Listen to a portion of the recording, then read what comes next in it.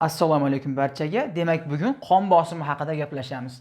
Demak, ikki xil qon bosimi bor. Essensial yoki birlamchi qon bosimi va ikkilamchi qon bosimi yoki refraktor qon bosimi deb ham ataladi. Demak, birlamchi qon bosimi 25-50 yoshlar atrofida ko'proq uchraydi va umumiy qon bosimiga uchragan kasalliklarda 95-98% ni tashkil qiladi. Ikkilamchi qon bosimi bo'lsa 30 yoshdan past yoshlilarda ko'proq uchraydi va umumiy kasallar sonini 5-3% ni tashkil qiladi xolos.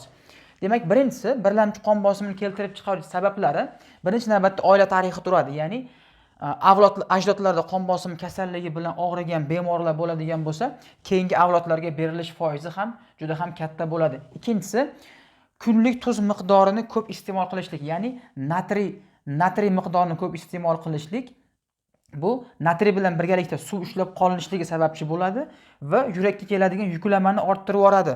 Ya'ni umumiy qon hajmi ortib ketish hisobiga yurakka keladigan qon hajmi ortadi va yurakdan chiqayotgan qon hajmi ham ortishi va qon bosimini ko'tarilishiga sababchi bo'ladi. Keyingi risk faktorlarimiz bu stress va semizlik. Stress va semizlik vaqtida qon tomirlari spazmga uchraydi va qon bosimini ko'tarilishi sababchi bo'ladi. Keyingisi inson yoshi o'tib borgan sari yoki bo'lmasam chekish va sahrli diabet kasalliklari ham qon tomirlar devorini qalinlashib va mo'rtlashishga sababchi bo'ladi va o'z-o'zidan qon bosimini orttirib yuborishga olib keladi. Bu birlamchi qon bosimi haqida. Endi ikkilamchi qon bosimi.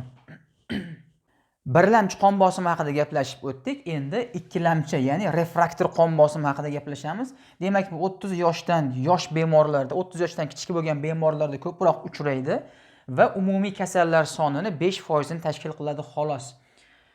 Demak, ikkilamchi qon bosimi bu boshqa bir a'zolar funksiyasini buzilishidan kelib chiqadigan qon bosimi hisoblanadi.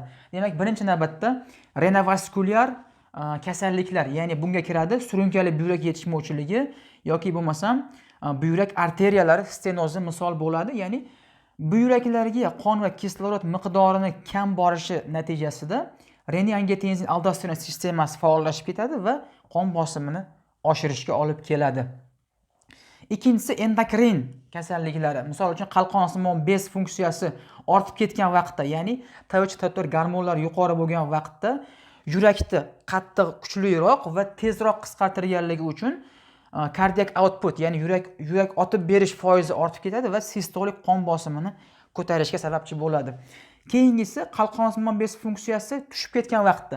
Qalqonsimon bez funksiyasi ko'tarilsa ham, tushib ketsa ham qon bosimini ko'tarilishiga sababchi bo'ladi. Ya'ni TH-T4 gormonlari kam ishlab chiqarilgan vaqtda qon tomirlar, periferik qon tomir umumiy qarshilik ortib ketib qoladi va diastolik qon bosimini oshirishga sababchi bo'ladi. Keyingisi endokrin buzilishlardan buyrak usti bezlari funksiyasining buzilishi.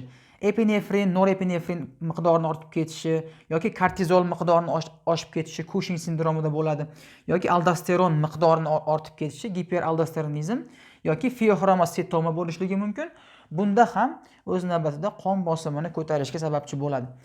Keyingisi har qanaqa intrakranial pressure, bosh miya ichki bosimini ortishlari ham o'z navbatida bu misol uchun har xil bosh miyaga qon quyilishlari yoki tumor yoki o'sma bo'lishligi mumkin yoki bosh miya suv yo'llarida suvini ortib ketgan holatlarda ham buni o'zini spetsifik belgisi bor, ya'ni Cushing triadasi deb nomlanadi. Bunda yurak urishi past, qon bosimi baland va nafas ritmi noregulyar bo'lishligi bilan namoyon bo'ladi. Keyingisi aorta korektatsiyasi, ya'ni bunda aortani ma'lum sohasida torayma hosil bo'lishligi bilan namoyon bo'ladi. Bunda mana shu toraymagacha bo'lgan joyda qon bosimi baland, ya'ni misol uchun yuqori qismlarda, ya'ni qo'llarda qon bosimi baland chiqadi o'lchagan vaqtimizda va oyoqdan o'lchagan vaqtimizda qon bosimi past bo'lishligi bilan namoyon bo'ladi. Keyingisi homiladorlik vaqtidagi, ya'ni ko'proq uchraydi 3-trimestrda ko'proq kuzatiladi, ya'ni preeklamsiya holatida. Bunda nima bo'ladi? Bunda preeklamsiya o'zi nima? Preeklamsiya bu albumin uriya qon bosimini baland bo'lishligi va oyoqlarda yoki yuzlarda shishlar bo'lishligi bilan namoyon bo'ladigan homiladorlikdagi 3-trimestrda ko'proq bo'ladigan holat hisoblanadi. Bunda nima bo'ladi? Platsenta Homilaga qon va kislorod miqdorini kam bo'lishligi natijasida platsenta o'zidan vazoaktiv kimyoviy moddalar ishlab chiqara boshlaydi.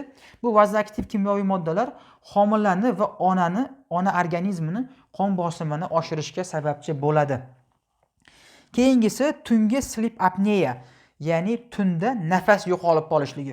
Bu bo'lishligi mumkin xurrak otadigan bemorlarda yoki semiz bemorlarda, ko'proq semiz insonlarda ko'proq kuzatilishi mumkin. Bu vaqtda tunda nafas yo'qolib qoladi.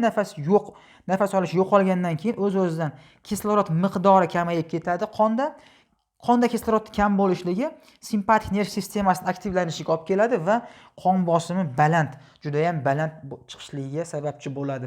Oxirgisi har xil dori moddalar qabul qilishlik, ya'ni simpatik nerv sistemasini aktivlashga sabab bo'ladigan. Misol uchun, nevrologik dorilarda metamfetamin yoki kokain qabul qilganda ham simpatik nerv sistemasini qo'zg'alishiga va qon bosimini ko'tarilishiga sababchi bo'ladi.